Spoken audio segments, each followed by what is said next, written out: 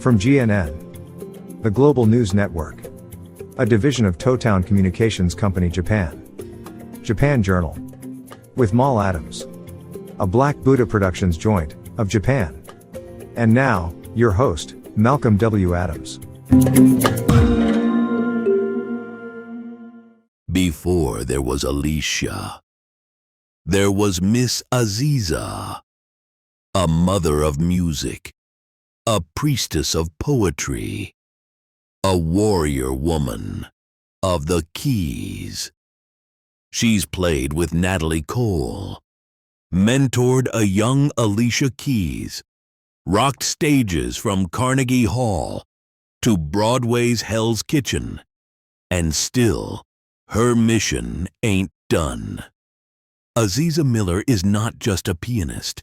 She's a builder of minds, a shaper of sound, and a fierce torchbearer of our Black creative legacy. With a career spanning 5 decades and a classroom that gave birth to stars, her name echoes through jazz, soul, hip-hop, and education. This is Japan Journal with Mal Adams. And now, before we go live to our brother Mal, let's sit back and soak in the genius of the legendary Ms. Aziza Miller, performing her timeless groove on the subway.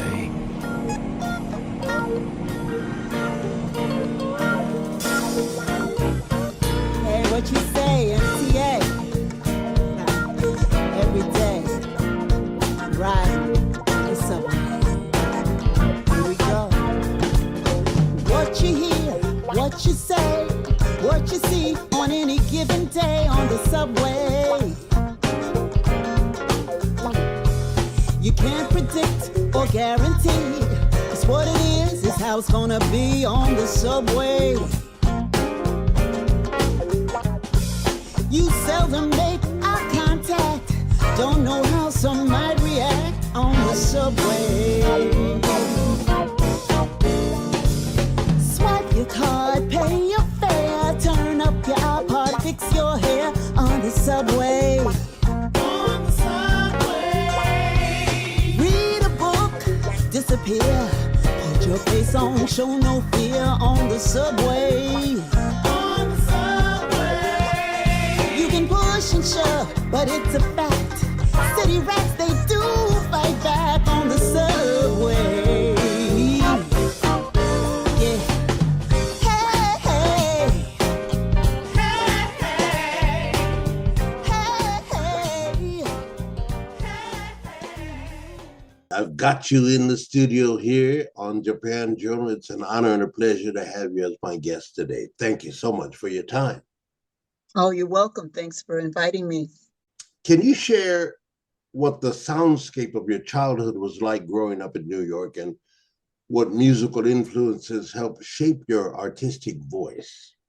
I grew up in the South Bronx, in the projects, New York City. And the neighborhood consists of Black people and Hispanic people. So early on, I got to listen to and be exposed to cultural music from not only here in the States, but also the Caribbean. And I liked it, you know. Mm-hmm. When I went to junior high school, that's when the classical music started, and I played various instruments. I was in the band, and middle school then was 3 years, 7th, 8th, and 9th grade. 7th grade, I played double bass in the orchestra. Wow. 8th grade, I played baritone. Mm-hmm.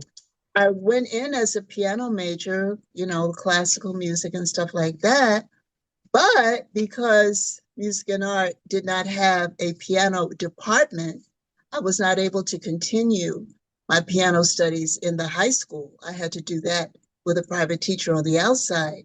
Mm-hmm. So they offered me a choice of either clarinet, bassoon, flute, or oboe. Wow. Because of my experience with the alto sax in the 9th grade, I looked at the pictures on the wall. I'd never heard of an oboe before. I'd heard of the clarinet, never heard of a bassoon, but I was attracted immediately to the oboe because I didn't really like clarinet. I don't like the tone of it. I said, okay, let me play that. So I played oboe in high school for 3 years. I made the All-City High School orchestra, which was a very wonderful thing. I just loved the feeling of playing with other musicians in a big ensemble with a conductor in front and playing these beautiful classical pieces and being a part of an ensemble. I really, really, really loved that. So, growing up for me, college came after that, and I met Yusef Lateef because we were in the same ear training and dictation classes. And I looked over and I said to myself, is that Yusef Lateef? What? And it was. And so we struck up a conversation. Eventually, it led to me studying alto sax with him. He was living in Teaneck, New Jersey at the time. So the piano was always there, but so were the woodwinds. And that's how I kind of like grew up, like getting exposed to not only the piano, but also the sound of winds. And when I write, melodically, when I write my songs, I often think that I'm playing a horn, for the melodies. Really? Yeah. Yeah. The melody is very important to me. I love melody. Melody is crucial. I've heard you say that on a video, and I said, "Oh, yeah." I need to." And my influences, back to high school, I used to listen to there was a jazz and R&B radio station. It was either BLS, WBLS, or WLIB. I forget which. Anyway, my friend at the time, she called me up. She said, Horace Silver is on the radio station and he's taking phone calls. And she knew that I wanted to be the composer that Horace Silver was. I wanted to have a publishing company and own my music the way he did. So I thank her for calling me. Long story short, I called up the station. They connected us. We had a conversation. I told him I was a high school student, that I admired his work, and that I wanted to be, established as a composer, a songwriter, as he was. And I've been very, very fortunate in discovering some young and new talent. It just takes some scrutiny. You have to listen very intently and try to weed out the better young players. So we met and we became friends until he died. Anytime he was in town, he would, let me know. Anytime I was in California, we would meet up. We had breakfasts. We would talk about my progress and what I was doing. And he was always very encouraging to me as a musician and a writer.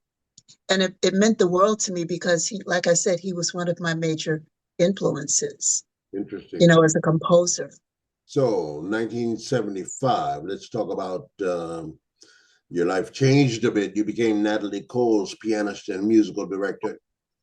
What did that creative partnership teach you about artistry, responsibility, and the road, traveling, touring? The road is serious. The road ain't no joke. The road ain't for babies. The road will grow you up with a quickness. Okay. It teaches you how to be on time. It teaches you how to be responsible. It teaches you how to take your job seriously and know what you're there for and do your assignment and do it well. Because if you do not, you will be replaced. When I was with her, the whole band was replaced because they weren't serious at one point, and we had a whole new crew come in. When Natalie asked me, do you know how to conduct? We had gone through a series of conductors who were not cutting it. And so out of exasperation, man, I remember, I think we were in somewhere in New Jersey performing, and she walked by the piano and she looked at me and she says, "Do you know how to conduct?" And I looked up at her and I said, "Yes," because I did study conducting at the Manhattan School of Music, but it was without people, it was without instruments, it was with empty chairs, and my teacher, who was Anton Coppola.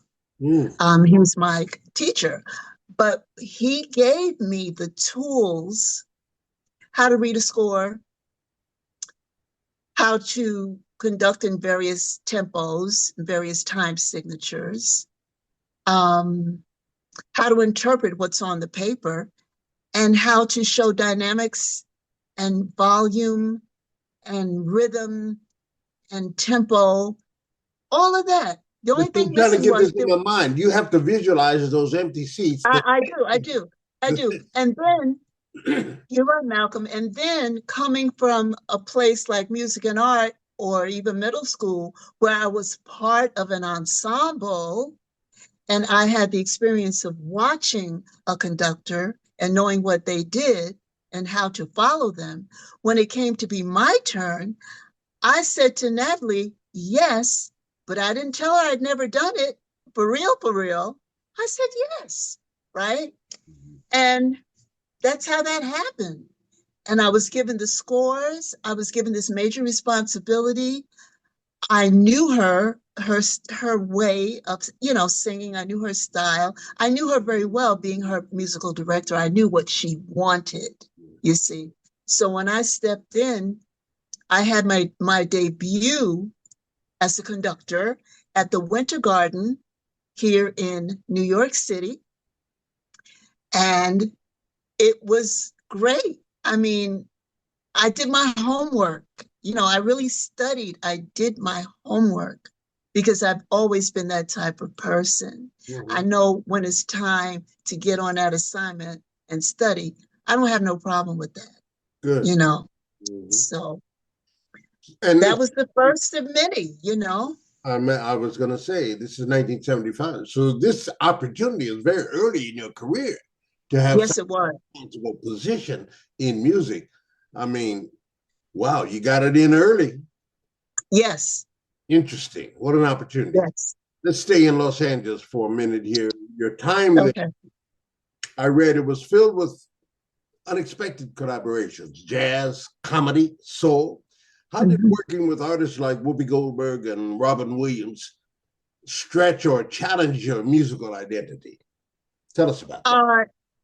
Okay, it was at the Comedy Store, right? Mitzi Shore's Comedy Store. I remember auditioning for her, and she was impressed with my piano chops and stuff like that, and my improvisation. So working with people like Whoopi and Rodney Dangerfield and Robin Williams. There was so many at that Comedy Store. I was in the belly room, which was upstairs, and what my responsibility was to be there if they needed me as to be part of their routine, like if I had to play something or, so I had to be able to, think fast, you know what I mean?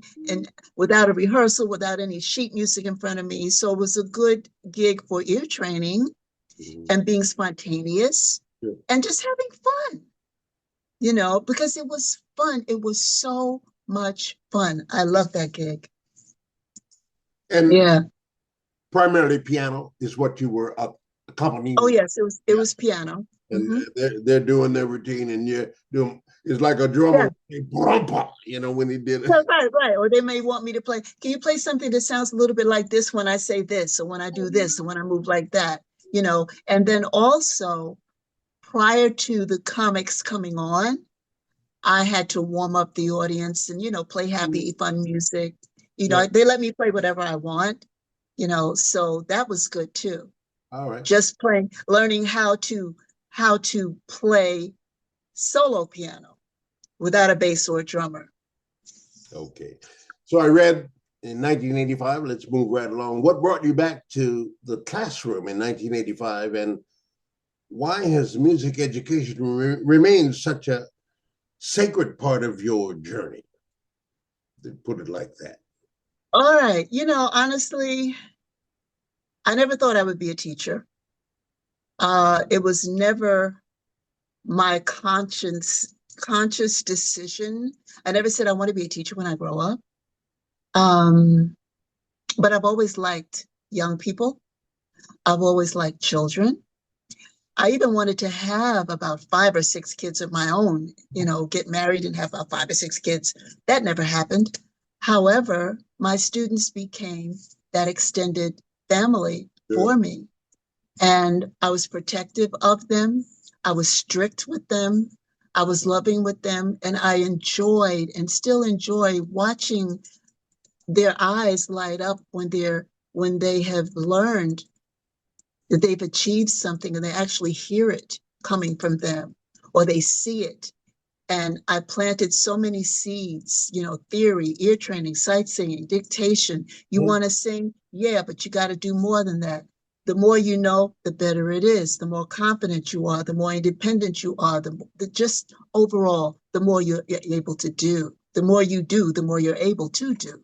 You may have some ideas that you can't translate because you have not given yourself the opportunity or the exposure to, say, for instance, learn how to play guitar, learn how to play piano, learn an instrument that you can accompany yourself with, so that if, for instance, you hear your pianist going off a little bit, you'll be able to articulate what it is that you want, because musicians can't read your mind. So you have to be able to articulate. How do you articulate? You have to learn this theory. You have to learn the language of music. I told my kids, it's just like when you learn a language for real, you can't communicate if you don't know the vocabulary. So I taught my students the vocabulary. Definitely communication, right? Yeah, communication. And that's what music is. It's a communication skill. Sure. Now, PPAS, what does that stand for? PPAS stands for Professional Performing Arts School. And you taught there, right? Yes, I did. Okay, so you taught so many gifted students. What do you believe is the essence of unlocking a young artist's true voice and discipline? You touched on a little bit here, but is there anything special that you recognize and were able to apply and get out of them in that process? Well, you recognize the talent. That's first off. You recognize the talent. Some people are bold with it. Some people are shy with it. But you recognize the talent, and then it's up to you as the mentor or the educator to cultivate and nourish it in the way that they can understand and accept it. With some students, you can be aggressive. With some, you cannot. So you really have to look at the personality of the student that you're dealing with. And you give every student the same, but you can't, dosages. Everybody's dosage is not the same. Sure. So, a good educator will take the time to recognize that. There's no cookie cutter at all. Okay, that brings us to Alicia Keys, who has credited you as one of her greatest inspirations. And what is it about Alicia that, as a young student, stood out to you? Oh, there were several things that stood out to me.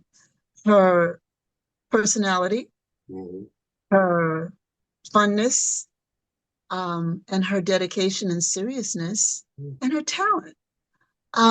She had, in my opinion, all of the ingredients that it took to become the success that she is today.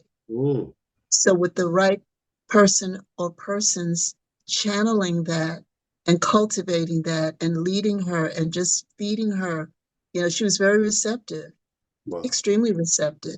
So it was very easy to work with a student like Alicia. And I'm not surprised at her success at all.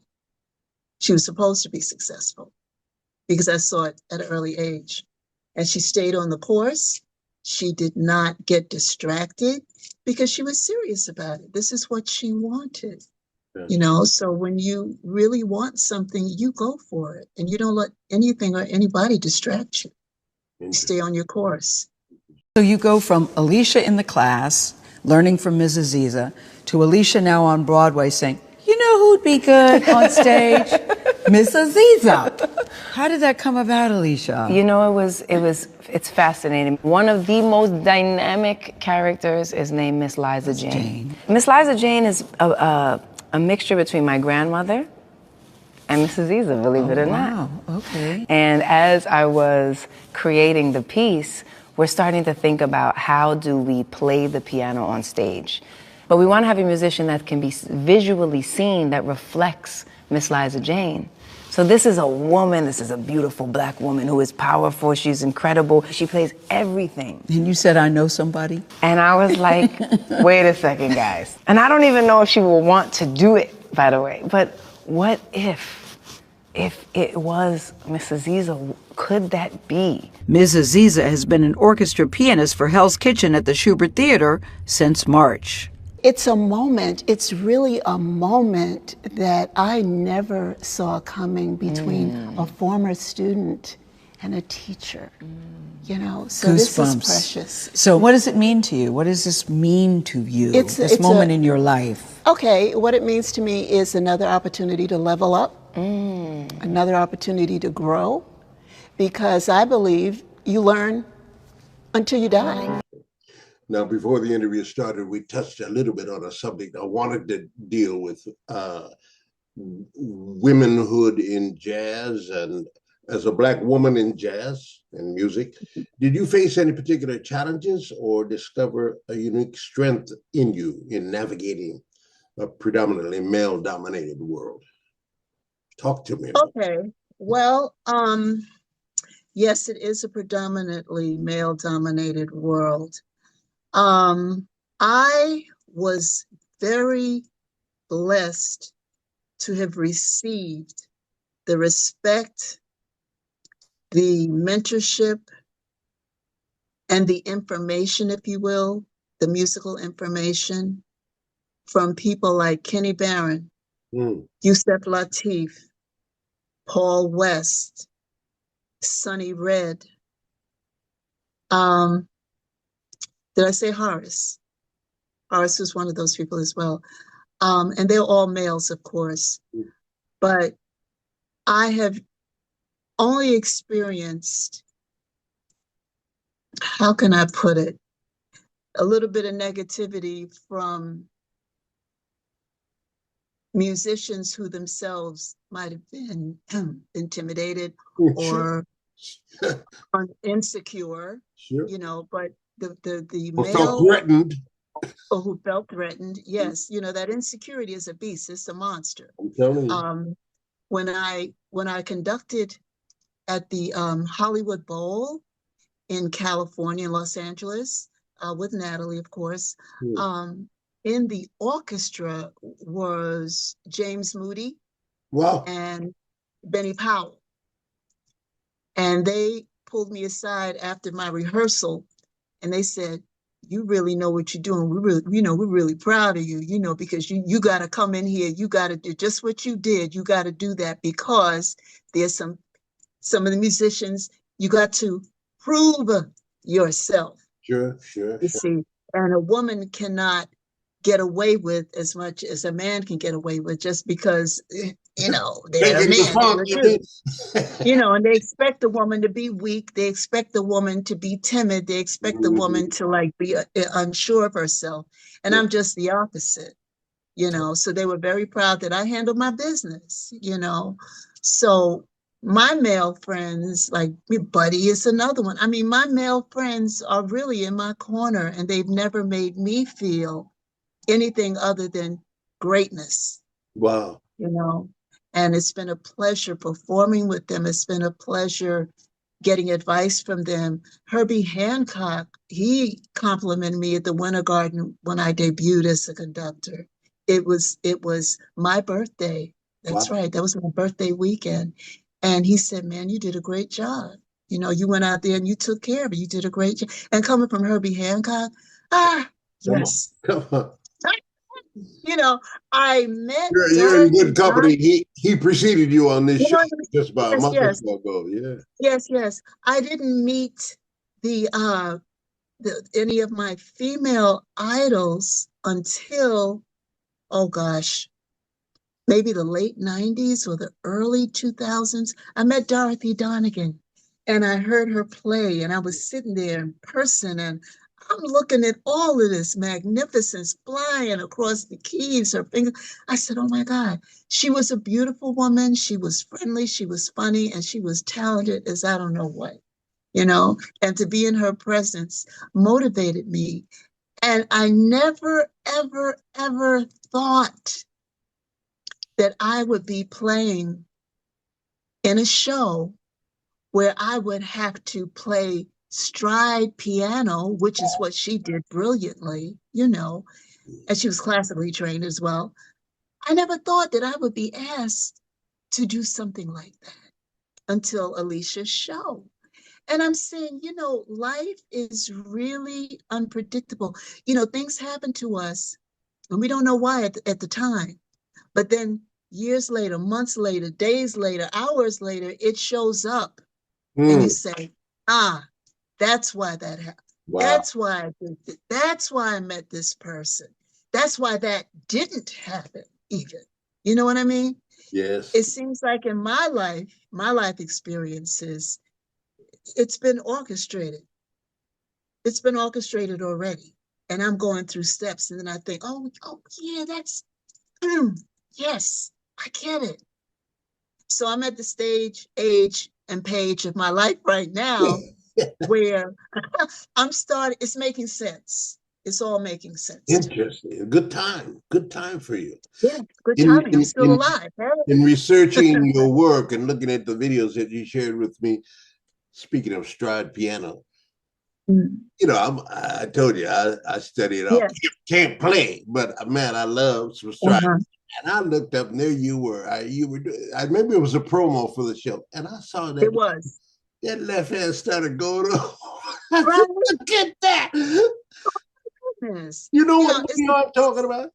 You I know, do know I yeah. know exactly what you're Oh talking my about. God. I said, look at that. I know. And my first exposure, you know, again, thinking back, going way back to when I was like it must have been about 14 or 15. My father sat at the piano for the first time. I never knew prior to this that my dad played piano. Never knew. My father sat down and he played some stride. I don't know what the song. Boom, chink go, boom, tink Mm. it, and I'm looking, I'm saying, Daddy, you play piano? But he never pursued it. My father was a musician, but he just never pursued it. He came Sounds up like in the South, my dad. came to New York when he was 15, started working, and that's that. But he had that in him because he's the one that introduced me to jazz. He Wow. had all the LPs. And he'd lay on the floor and he listened like on a Saturday evening. And Mm. my dad was on the floor listening. He had the stack of records up here on the record player. And because I'm daddy's girl, Mm. daddy was doing that. So I'm doing that too. I'm gonna lay down on the floor too. And I'm gonna check out this music with my daddy, you Oh, know. And all of that, everything, we are the summation in the equation yeah, of what we have digested. absolutely. Absolutely. Yeah. So it's a blessing. Ahmad Jamal. Ahmad Jamal. Never, me and my father, Ahmad Jamal was another LP in my father's collection. Yeah. And we both reveled in his mastery and his sensitivity and his everything, right? Never dreaming. Years later, Ahmad Jamal would record La Costa. It's Not exactly once, where I wanted to go with this. twice. You know what I mean? And then after doing that, he wanted me, he contacted me to put lyrics to 4 of his compositions that he was about to record in 2003. Wow. Picked me up from my apartment, drove me up to Millbrook, New York, beautiful, fantastic studio. I'd written the lyrics, he loved them, and the rest is history. Let me ask But you. again, that would. Go ahead. Mhm. No, one Okay, about Lacoste. Yeah, I'm just saying that in our lives, situations are being set up, sure. you know. That's all I want to say. That's amazing. But let's talk about composing for timelessness. Talk about your compositions, which have lasted decades, and Yes. La Costa.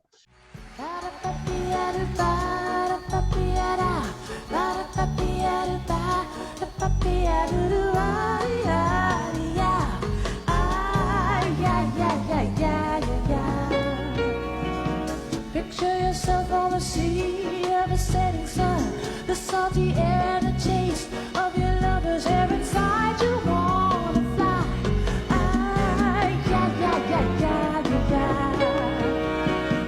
Come to the magical mist where the oceans kiss, 1,000 kisses or more on the sandy shore and never say goodbye.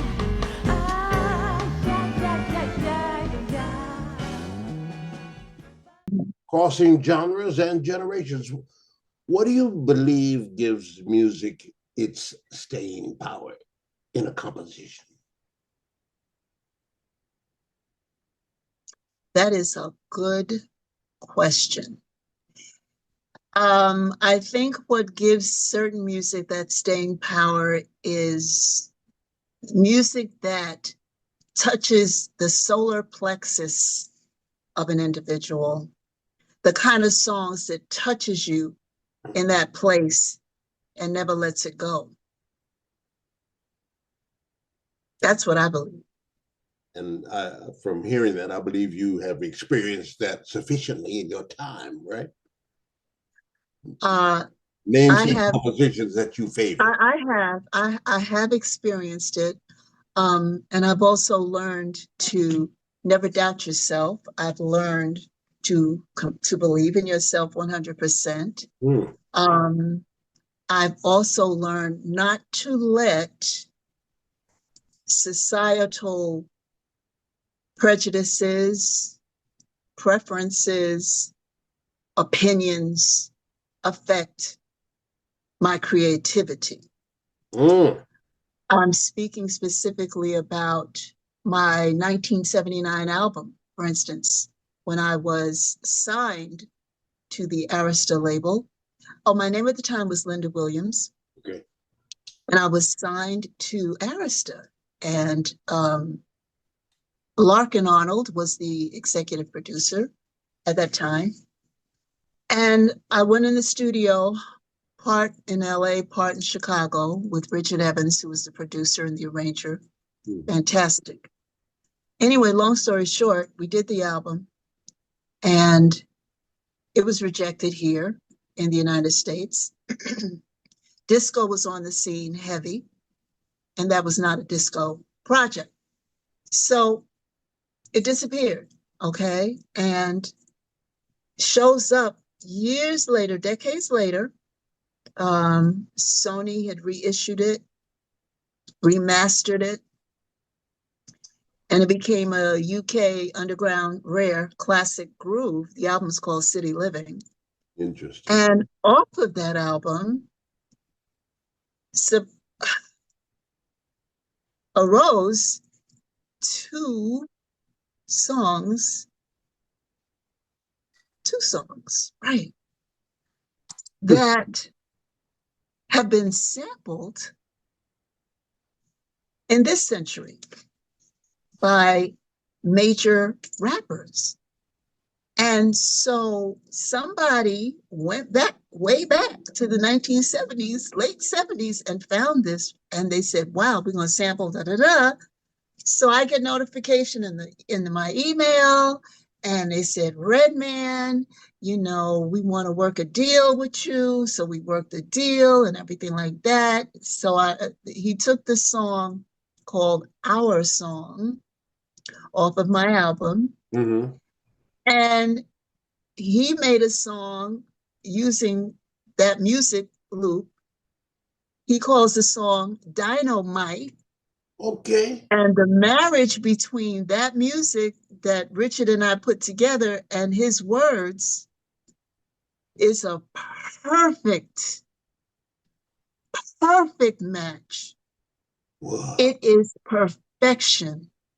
And the streaming is crazy, man. How many people are listening to it and loving it. And I'm loving it, of course, because I knew then that the kind of music I wrote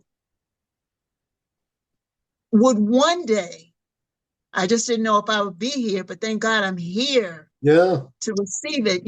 I knew it would one day do something, you know, and it's happening.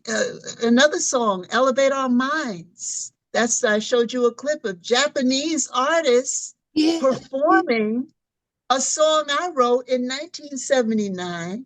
I did not And I'm know. saying, what is this telling me? That yes, my music does have staying power. Yes, it does. Yeah. And I can't let certain opinions from certain parts of the globe dictate how I feel about my Yeah. music or my work. Absolutely. I still think, I still think, I got it. I got it like that. Listen, I'm smiling because I had no idea you composed Elevate Our Minds. Yeah, Yeah, man. Interesting. yeah. So interesting. And the message is still relevant. We got to elevate our minds. We still got to do it. Oh, more now than recently. Oh my goodness. Come on. Yeah. Let's come to Broadway a little bit. Okay. Being featured in Hell's Kitchen, performing live every night must be exhilarating. And I want to know, what does this production mean to you personally and artistically, given the fact that you actually are part of the story in real life and now being a featured artist in the thing? Talk a little bit about that and how it is to be on Broadway at this point in your career. You've come a long way. Okay. Well, my first time on Broadway was thanks to Buddy Williams. He says, "Sis, you need to come in here and learn this book for Color Purple. You need to learn this book." What? You were there? So I said, okay, buddy, okay. So I became Shelton Becton's designated sub on Broadway for Color Purple, the original Color Purple. So here it is years later. I'm not thinking I'm going to hit Broadway again. I've been doing live clubs and stuff like that. Mm-hmm.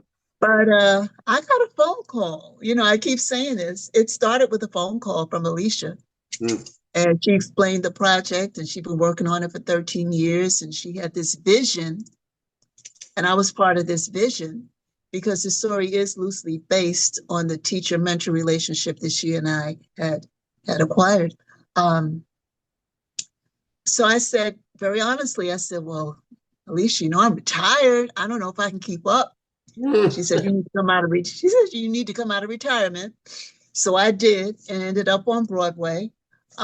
So it feels super extra special, naturally, because she was one of my kids. She was one of my students. We did have that bond, from the beginning, because, as I said before, I recognize a lot of my drive and my passion in her, was similar. So it was just very easy, So to be in this show, to hear some of my quotes from the actress who's playing the teacher, her name is Keisha Lewis. Wow. To hear some of my quotes, to see some of my actions, it's not literal, you know what I mean? But yeah, I can relate. I definitely can relate. It's a wonderful feeling, and it shows me how much not only did I pay attention to Alicia also paid attention to me. Clearly. Clearly, Right. So yeah, it's one of the best professional experiences of my career. It's one of the best.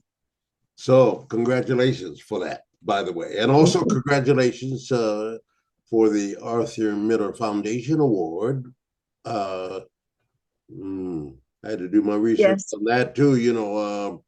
How does it feel to be recognized for a lifetime of elevating others and then ultimately being elevated yourself for your work? It feels like that's what I'm supposed to do.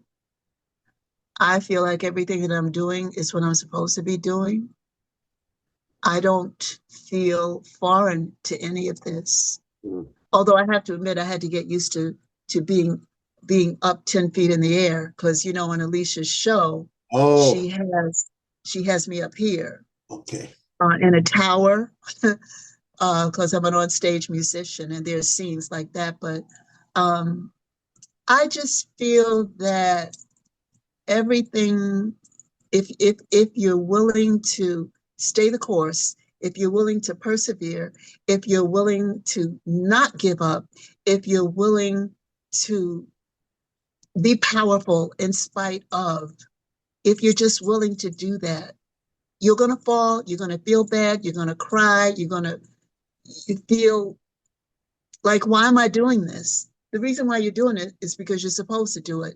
Mm. And it's not an easy experience, because you have to deal with people who might not see your vision. You have to deal with people who might not believe in you. You have to deal with people who just gas you up. You have to deal with the negative and the positive, because everything's going to come at you at the same time. So you have to be wise enough to decipher which is which and stay right here. Sure. Just stay right there. You know what I mean? Because it's going to be this, it's going to be this, it's going to be this, but you just stay like this. And you listen and you watch, because it's not what a person says to you, it's what they do. It's what they do. Sure. And that holds true in the music business as well. The actions speak louder than the words. Talk about the Arthur Miller Foundation Award. What does it represent and what does it signify? The Arthur Miller Foundation Award represents my, what they said was my excellence in arts education. Education. Yeah, arts education. The musical theater, the songs, the theory, the ear training, everything that I taught, not only at PPAS, but I started teaching before I went on the road, and then I went on the road for 10 years, and then I resumed the teaching when I moved back to New York. So during that whole span, I taught the same way. I approached the teaching of music as if every one of my students is going to be a professional musician. They're going to learn about theory. They're going to learn about ear training. We're going to have fun. I'm going to make games with it. I'm going to incorporate math with it. I'm going to incorporate words and spelling with it, so it's enjoyable, so it's not so dogmatic. But I was blessed in that I had the conservatory training from Manhattan School of Music, from the High School of Music and Art, and I wanted to bring that kind of exposure to public schools that were not specialized in that. Why shouldn't these kids have that? Why shouldn't they have that? So I wanted to give them the best of what I had, because it definitely worked for me. It paid off for me. And even if you don't go into the music, you can use it for life. Sure. It's how you relate to people, how you relate to yourself. So it's all good. It was all good. So education is not just in the classroom for me. When you hit the bandstand and the band is playing, you're educating the audience. When I play up there in that tower every single night, I'm educating from up there. I have kids come to me after the show. They say to me, oh my God, they call me, you were the piano, you played the piano, or you're the piano lady. I said, yeah, my name is Miss Aziza. They still don't call me by name. I'm hoping that'll change.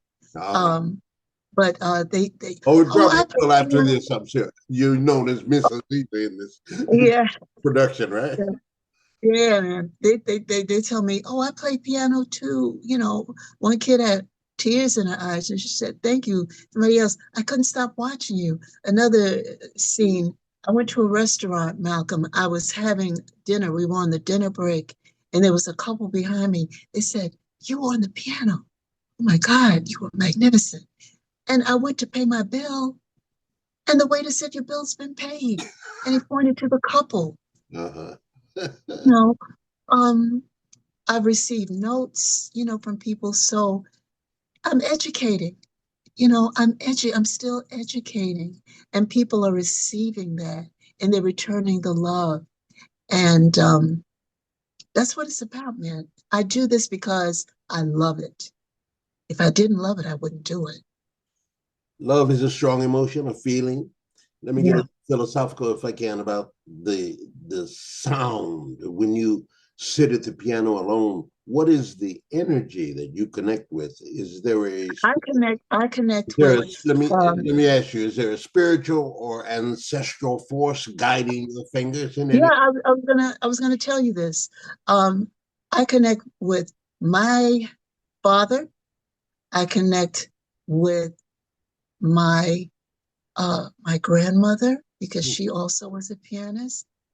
I connect with the women that's being spoken about, Hazel Scott, Hmm, Margaret Bonds, Florence Price. I didn't know these women, but I invite them sure, into my sure. spirit at that time, Interesting. because I want to represent the way they are supposed to be represented, because of them, I exist. That's profound. That's exactly what I wanted. I thought maybe so. And I'm Mhm, glad mhm. talk about that. Interesting.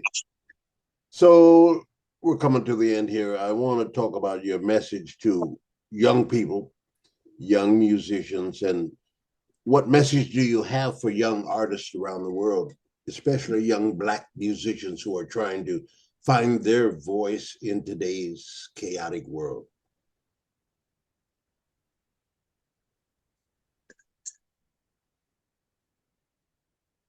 Be open to yourself. Um, learn to listen. Learn to listen to as many styles that you can. Don't have tunnel vision when it comes to music and creativity. Know who came before you.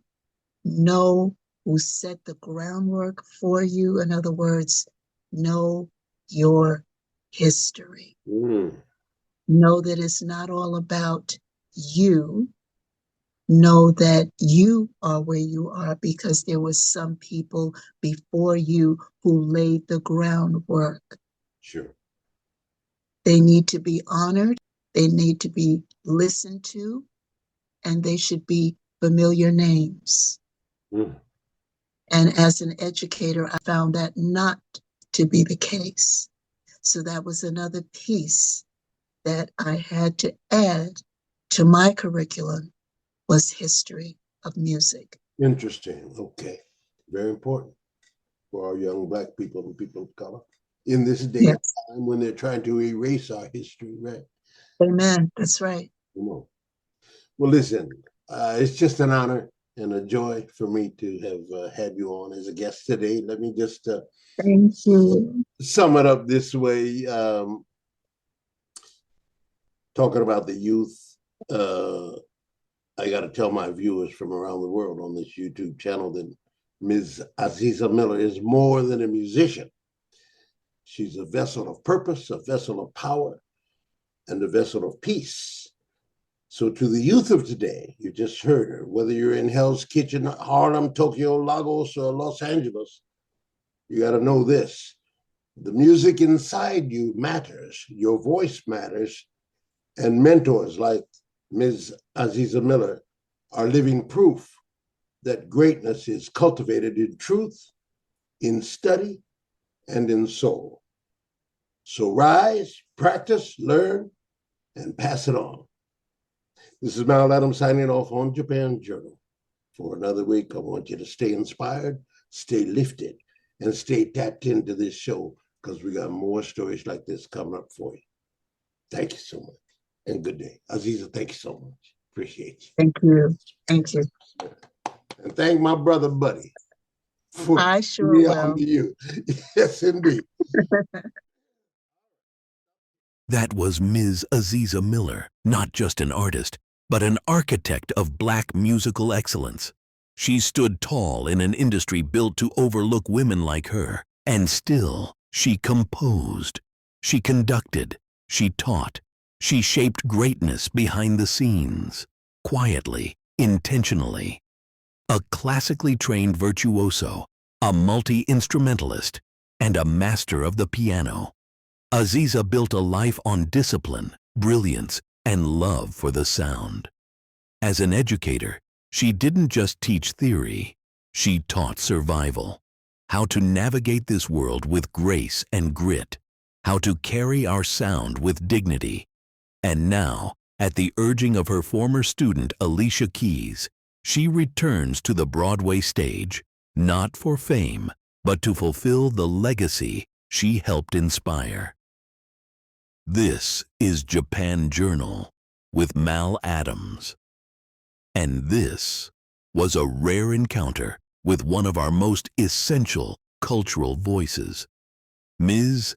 Aziza Miller. Remember her name? Because history will.